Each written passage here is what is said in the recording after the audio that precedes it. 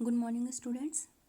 Light reflection and refraction में आज हम लोग जो टॉपिक कवर्स करेंगे देख लीजिए। वो है हमारे पहला point reflection, then laws of reflection, then image, next image formed by plane mirror, fifth lateral inversion and last spherical mirror. Introduction. ये 6 पॉइंट्स हैं जिन्हें हम आज कवर करेंगे इस वीडियो में। तो बच्चों, कल मैंने आपको बताया था कि जब भी लाइट फॉल्स होता है किसी भी सरफेस पर तो कुछ फिनोमिनाज आकर होते हैं, जिसमें से दो हमें पढ़ने हैं। First one reflection and second one refraction. Reflection जो है, जब भी किसी शाइनी सरफेस से लाइट आकर टकराती है और वापस दूसरे डायरेक्शन में बाउंस बैक हो जाती है तो उसे कहते हैं रिफ्लेक्शन।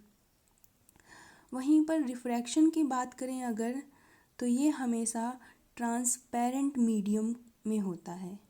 इट मीन्स कि लाइट जब भी आकर के ऐसे मीडियम में टकराती है तो वापस आर पार चली जाती है, तो वो होता है रिफ्रैक्शन। हम वन बाय वन इन दोनों को ही डिस्कस करेंगे। तो सबसे पहले हम रिफ्लेक्शन से स्टार्ट करते हैं।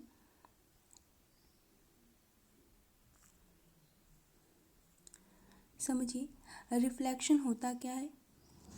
Bouncing back of light when it strikes on a polished surface like mirror. मतलब इसका क्या होगा? मतलब ये है बच्चों कि there are some surfaces which have ability to send the light back in the same medium when light strikes to it. This phenomena of sending the light back in the same medium by a surface is called reflection of light. Next, laws of reflection. Reflection तो clear हो गया, लेकिन laws of reflection क्या होता है? Reflection हमें मालूम पड़ गया कि अगर कोई भी हम मिरर लेते हैं जो इसका सरफेस से एक तरफ से पॉलिश्ड हो, तो अगर वहाँ से लाइट जो है वो आके टकरा के बाउंस बैक होती है, वापस जाती है दूसरे डायरेक्शन में, तो वो रिफ्लेक्शन होता है। लॉस, तो लॉस को समझने से पहले हम ये डायग्राम समझेंगे। इस डायग्राम को देखिए। इसमें सबसे पहले हम एक प्लेन सरफेस लेते हैं जिसका एक तरफ क्या होता है? पॉलिश्ड होता है।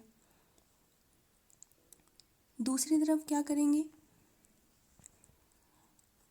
जो लाइट रे आकर के इस मिरर से टकरा रही है, या कह लीजिए जो लाइट रे इस मिरर पर आ रही है, उसे कहते हैं इंसिडेंट रे। वहीं पर टकराने के बाद जो लाइट रे वापस जाती है दूसरी डायरेक्शन में, उसे क्या कहते हैं? Reflected ray. बच्चों, प्लेन सरफेस जो होता है उस पर परपेंडिकुलर कोई इमेजिनरी लाइन ड्रॉ की जाए तो उसे कहते हैं नॉर्मल। क्लियर? प्लेन सरफेस पर परपेंडिकुलर कोई लाइन ड्रॉ की जाए तो वो होता है आपका नॉर्मल। नेक्स्ट,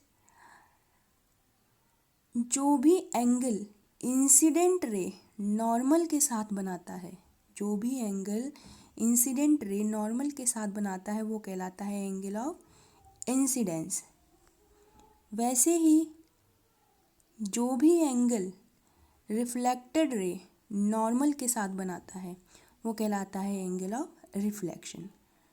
अगर इंसिडेंट रे बनाए नॉर्मल के साथ एंगल तो एंगल ऑफ इंसिडेंट, और अगर रिफ्लेक्टेड रे नॉर्मल के साथ बनाए तो एंगल ऑफ रिफ्लेक्शन। तो ये होता है आपका लॉ ऑफ रिफ्लेक्शन। इसमें कुछ बातें कही गई हैं, दो लॉ हैं इसमें, समझ लीजिए इन्हें। First one, angle of incidence is equal to angle of reflection. तो ये आपका एंगल ऑफ इंसिडेंस है, ये हमेशा एंगल ऑफ रिफ्लेक्शन के क्या होता है? इक्वल होता है। पहला लॉ ये कहता है, मतलब जितना एंगल आई होगा उतना ही एंगल आर होगा। इसको हम इस तरीके से रिप्रेजेंट कर सकते हैं।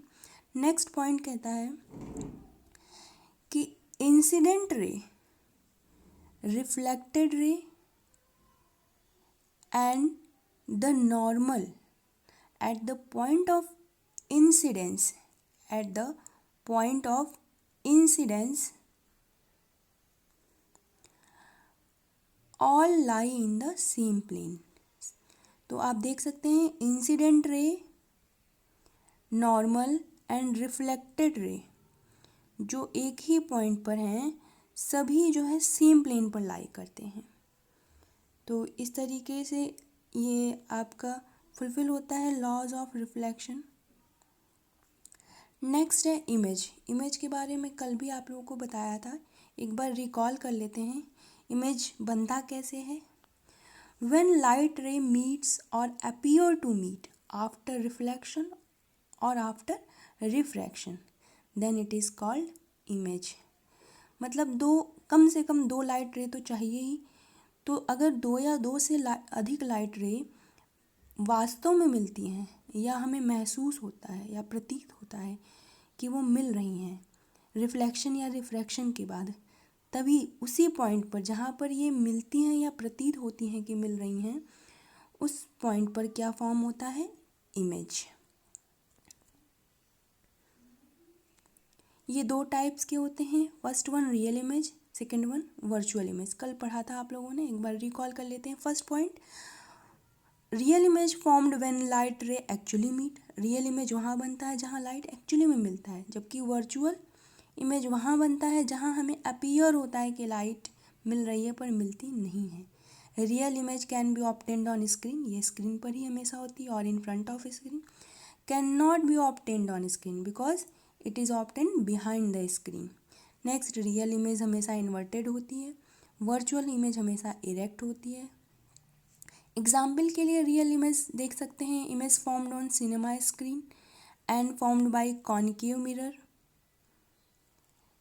अगर वहीं पर हम वर्चुअल इमेज की बात करें तो इमेज जो प्लेन मिरर के द्वारा बनता है या कॉन्वेक्स मिरर के द्वारा बनता है, हम वन बाय वन इनको भी डिस्कस करेंगे। नेक्स्ट हमारा हेडिंग है बच्चों, image formed by plane mirror. तो प्लेन मिरर आप सभी ने देखा होगा घर में, जिसमें हम अपनी शक्लें देखते हैं रोज़ तैयार होकर के। तो वो होता है आपका क्या? प्लेन मिरर, जिसका एक सरफेस क्या होता है?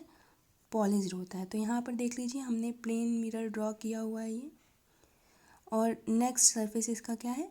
पॉलिश्ड है।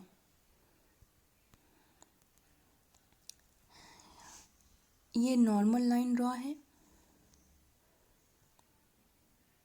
तो क्या होगा बच्चों कि जब भी कोई लाइट रे आकर के इस प्लेन मिरर पर गिरेगी, इस प्लेन मिरर पर फॉल होगी, तो होगा क्या? लाइट रे, अब एक ही लाइट रे तो आएगी नहीं, किसी भी लाइट के सोर्स से बीम ऑफ लाइट आएगी, मतलब दो या दो से ज़्यादा रे ऑफ लाइट आएगी। तो होगा क्या? सपोज़ कीजिए कि कोई लाइट रे से आ रही है और फिर बाउंस बैक होकर के वापस इसी डायरेक्शन में चली जाती है। फिर दूसरी लाइट रे आती है, वो इसके सेंटर से जाती है और बाउंस बैक होकर के दूसरी डायरेक्शन में चली जाती है। तो अगर आप देखें तो ये वाली लाइट रे और दूसरी वाली लाइट रे कभी भी आपस में मिलती नहीं है, और जब मिलेंगी नहीं तो इमेज का फॉर्मेशन नहीं होगा। क्लियर है? ये हमारा ए बी नाम का ऑब्जेक्ट है, ये ए बी नाम का ऑब्जेक्ट है हमारा, जिस पर कोई लाइट रे इस तरीके से आती है और वापस उसी डायरेक्शन में चली जाती है, उल्टी डायरेक्शन में। दूसरी लाइट रे आती है, वो भी दूसरी डायरेक्शन में वापस चली जाती है, पर ये लाइट रे आपस में कहीं मिलती ही नहीं है। मिलेंगी नहीं तो इमेज का फॉर्मेशन नहीं होगा। वो क्या करेंगे? इमेजिनरी लाइन ड्रॉ करेंगे। इमेजिनरी मतलब ऐसा हमें प्रतीत होगा कि कहीं ये लाइट रे कहीं पे भी मिल रही हैं। तो पहली लाइन जो हमने ड्रॉ की थी उसके just opposite imaginary line draw करेंगे, और इमेजिनरी लाइन हमेशा डॉटेड होंगी। दूसरी लाइट रे जो आती है सेंटर से, उस लाइट रे के भी जस्ट अपोजिट एक लाइन रे ड्रॉ करेंगे, और इस तरीके से ये दोनों लाइट रे एक पॉइंट पर मिलती हैं, और जिस पॉइंट पर मिलती हैं वहीं पर इमेज बनता है ए डैश बी डैश नाम का इमेज। तो इस तरीके से देखेंगे कि जहाँ लाइट रे मिल रही है एक्चुअली, या सपोज हो रहा है कि मिल रही है, वही इमेज का फॉर्मेशन। अब ये इमेज कहाँ है? Behind the mirror. अगर हम प्लेन मिरर की बात करते हैं तो कैरेक्टरिस्टिक देख लेते हैं प्लेन मिरर की। पहला है वर्चुअल एंड इरेक्ट। तो देख सकते हैं virtual behind the screen image बना है, और इरेक्ट मतलब सीधा, जैसा ऑब्जेक्ट है बिल्कुल वैसा ही इमेज है। Second, size of the image is equal to the size of object. Image का साइज उतना ही है जितना कि ऑब्जेक्ट का साइज है। Third, image is formed as far behind the mirror as the object is in front of it. Image जो है अगर मिरर के पीछे साइड में देखें तो उतनी ही दूरी पर बना है। देख लीजिए, इमेज उतनी ही दूरी पर बिहाइंड द मिरर फॉर्म हुआ है जितनी दूरी पर इन front of the mirror object है। तो दोनों के बीच की डिस्टेंस सेम है। अगर सपोज करें कि ऑब्जेक्ट मिरर से 1 मीटर की डिस्टेंस पर है तो इमेज भी मिरर से 1 मीटर की डिस्टेंस पे होगा behind the mirror. Next, laterally inverted. तो लेटरली इन्वर्टेड हम ये आगे डिस्कस करते हैं। लेटरली इन्वर्टेड क्या होता है कि लेटरल इन्वर्जन ये फिनोमिना है, कल थोड़ा बहुत आप लोगों को बताया था कि अगर सिर्फ इन्वर्टेड कह रहे हैं तो मतलब अप साइड डाउन, ऊपर का नीचे या नीचे का ऊपर हो जाना। लेकिन लेटरली इन्वर्टेड अगर कहा जाए तो apparent reversal of the mirror image left and right when compared with object. Object का लेफ्ट साइड राइट में दिखने लगता है और राइट साइड लेफ्ट में दिखने लगता है। और इसलिए ही बच्चों आपने देखा होगा एम्बुलेंस, जो आपने सभी ने अपने जीवन में एक बार तो देखा ही होगा सड़कों पर, तो आप देखते होगा कि एम्बुलेंस में जो एम्बुलेंस वर्ड है वो इस तरीके से लिखा होता है, जिससे कि क्या होता है कि कोई गाड़ी अगर उसके आसपास होती है तो वो अपने साइड वाले मिरर से, गाड़ी का जो साइड मिरर होता है उसमें वो उसके मिरर में एम्बुलेंस सीधा लिख करके आता है।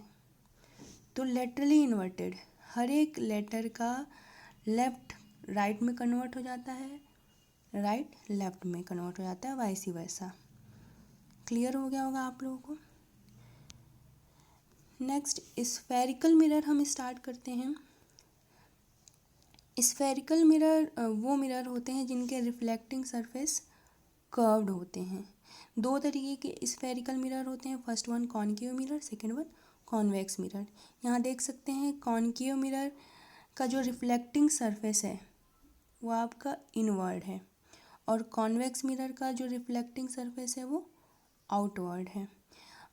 एक हिंट है जो आप लोग के काम आ सकता है, ऐसे याद करते हैं। कॉनकेव में क्या आता है? केव, और केव मतलब गुफा के अंदर, तो हम ऐसे घुसते हैं।